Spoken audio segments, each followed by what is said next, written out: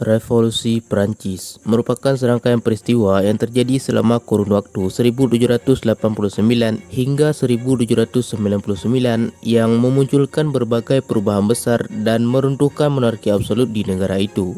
Monarki absolut merupakan bentuk pemerintahan dominan yang ada di Eropa sampai abad ke-18. Para raja dan ratu di dalam negara tersebut mempunyai kekuasaan mutlak atas pemerintahan di negaranya.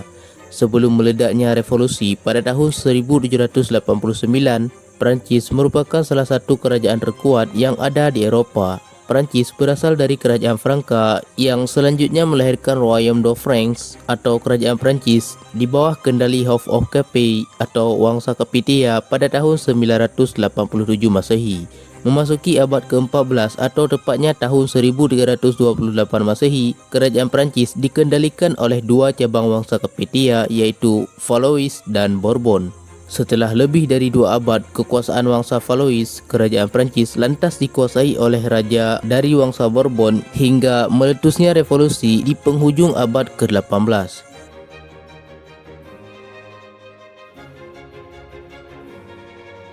Revolusi 1789 membawa Perancis ke babak sejarah yang baru dari semula berbentuk negara monarki menjadi negara republik. Secara kronologis, serbuan rakyat ke penjara Bastille pada 14 Juli 1789 menjadi titik awal meletusnya revolusi Perancis. Hari tersebut lantas dikenal dengan Bastille Day. Runtuhnya monarki menyebabkan lahirnya Republik Perancis pertama yang didirikan sejak 1792.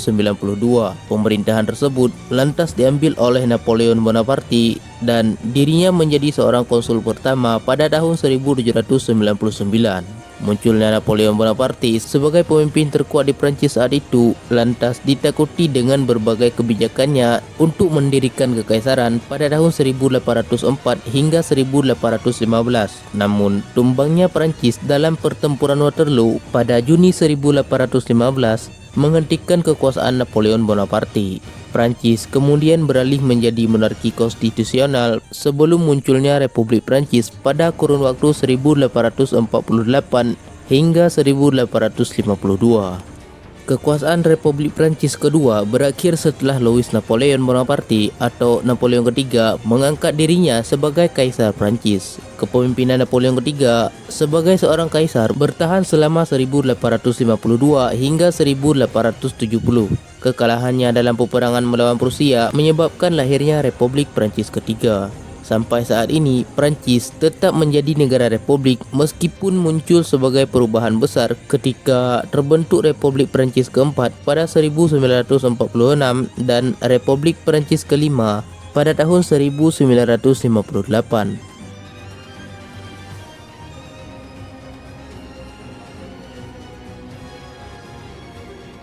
Revolusi Perancis berkaitan dengan berbagai permasalahan yang kompleks, tidak hanya masalah internal yang terjadi di kerajaan ketika Raja Louis XVI berkuasa. Saat itu, keadaan internasional khususnya keterlibatan Perancis dalam Revolusi Amerika Serikat ikut memberikan dampak yang besar.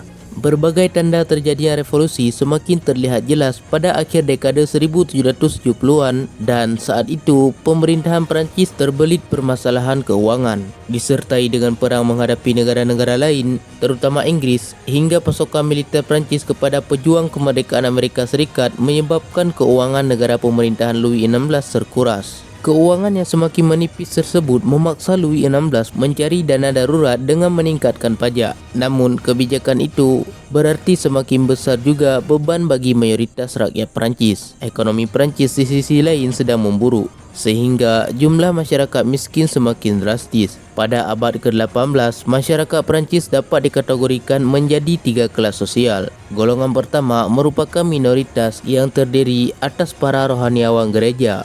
Golongan kedua merupakan para bangsawan. Golongan ini termasuk minoritas berdasarkan jumlahnya. Dan golongan ketiga merupakan mayoritas yang terdiri atas kaum borjuis atau masyarakat ekonomi kelas menengah seperti petani, buruh, dan sebagainya. Golongan pertama dan kedua mempunyai berbagai hak istimewa termasuk kebebasan pajak, monopoli jabatan pemerintahan, dan memperoleh uang pensiun. Ketika kerajaan membutuhkan tambahan dana darurat, golongan ketiga terancam menjadi sasaran dari peningkatan pajak. Untuk menjalankan rencana dalam mengatasi masalah keuangan, Louis XVI meminta kepada Majlis Legislatif dan Konsultatif atau dikenal dengan Estes General untuk melakukan persidangan. Estes General sendiri berisi perwakilan dari ketiga kelas sosial yang ada di Perancis.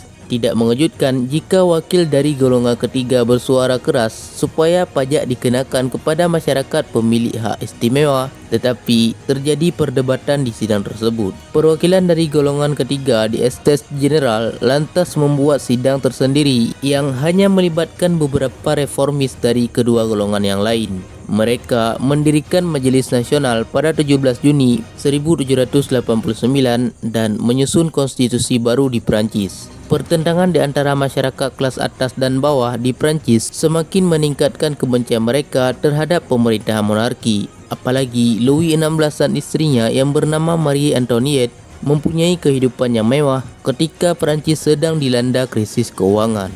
Ketika keadaan politik semakin memanas, muncullah protes massa yang berujung pada kerusuhan 14 Juli 1789.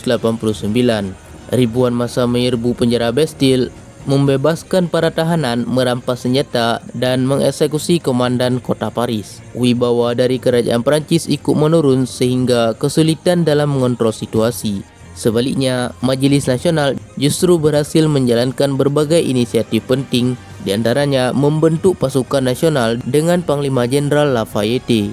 Keputusan sidang yang dilakukan pada 4 Agustus 1789 diiringi dengan pencabutan hak istimewa golongan bangsawan dan gereja. Tidak hanya itu, Majelis Nasional juga mengumandangkan deklarasi hak rakyat dan warga negara Perancis pada akhir Agustus 1789. Deklarasi tersebut mempopulerkan semboyan Liberté, Égalité, Fraternité, atau dapat diartikan sebagai kebebasan, keadilan dan persaudaraan yang menjadi simbol revolusi Perancis. Masih di tahun yang sama, Majelis Nasional akhirnya mendorong Louis XVI untuk menjalankan pemerintahan monarki konstitusional. Namun, revolusi tetap tidak berhenti hingga terjadilah perubahan yang lebih radikal. Puncaknya adalah dipenggalnya Louis XVI dan Marie Antoinette dengan guillotine pada 21 Januari 1793. Setelah 3 tahun penyerbuan penjara Bastille, monarki Perancis runtuh dan pemerintahan Republik Perancis resmi berdiri sejak September 1792.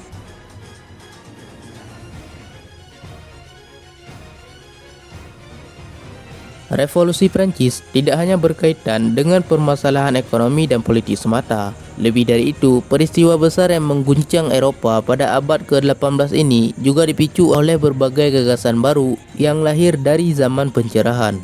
Gagasan-gagasan tersebut menekankan pentingnya kebebasan, persamaan dan persaudaraan yang kemudian berkembang menjadi landasan bagi prinsip-prinsip hak asasi manusia serta demokrasi modern. Dari sinilah lahir keyakinan bahawa kekuasaan tidak boleh hanya berpusat pada raja atau bangsawan, melainkan harus berpijak pada kedaulatan rakyat. Warisan pemikiran inilah yang membuat revolusi Perancis menjadi salah satu titik balik terpenting dalam dunia sejarah, karena ide-ide tersebut terus bergema dan menginspirasi berbagai perubahan sosial dan politik di Eropa maupun di seluruh dunia. Terima kasih.